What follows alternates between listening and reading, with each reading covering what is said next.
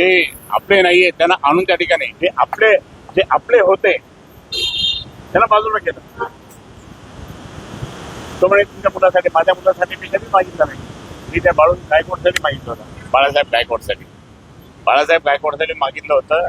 विनायक राऊत सुद्धा बोलले होते बाळासाहेब गायकवाडला तिकीट दिलं पाहिजे असं म्हणलं. पण यांनी आणून तिकडून आणलं आणि काय घोळ केला, काय ऍडजस्टमेंट केली आणि ते केलं ते त्यांनी.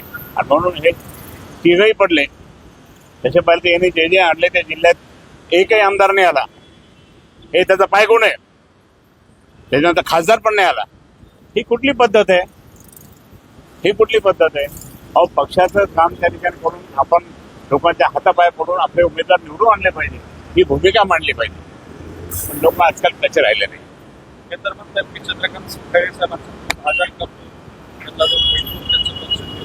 कधी भेटला तो? त्यांनी आम्हाला असते काय सांगितलं की मी माझ्या मुलाची लग्न माझ्या घरीपासून लग्न असं तर मी नाही शकणार. मग ते म्हणजे काय हे का? त्याच्यानंतर अजिबात नाही.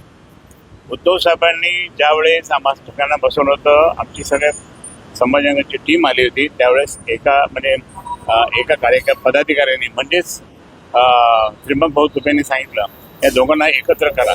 मग त्रिंबक भाऊ साहेबांनी स्पष्ट सांगितलं खैरे साहेबांचं माझ्यावर सोडा आणि यांचं त्यांच्या आईवर सोडा, इतकं सांगितलं. हे पण आम्ही कोण नाही. आणि मग बोललो फक्त नाही आम्ही आता एकत्र. त्याच्यानंतर तो कधीच माझ्याशी बोलला.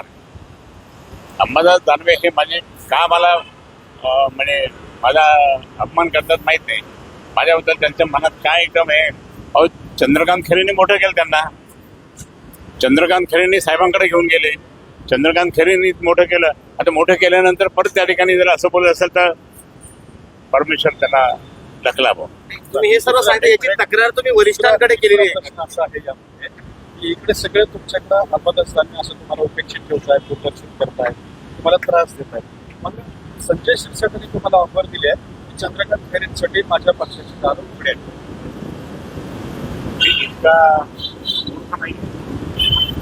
मी शिवसेना प्रमुख मान्य बाळासाहेब ठाकरेंचा कडवट शिवसैनिक आहे. कडवट. इतकं मी साहेबांच्या बरोबर होतो, साहेबांनी मला इतकं शिकवलं, मला मोठं केलं. मी त्यांना का सोडणार? मी माननीय उद्धवजींना का सोडणार? माननीय उद्धवजी हे माझे नेते आहेत आणि मग त्यांना मी का सोडणार? मी हे कधी पाप करत नाही. भले मला काही मिळो ना मिळो, मी कट्टर शिवसैनिक मान्य बाळासाहेब ठाकरेंचा कडवट शिवसैनिक राहील आणि मरेपर्यंत राहणार.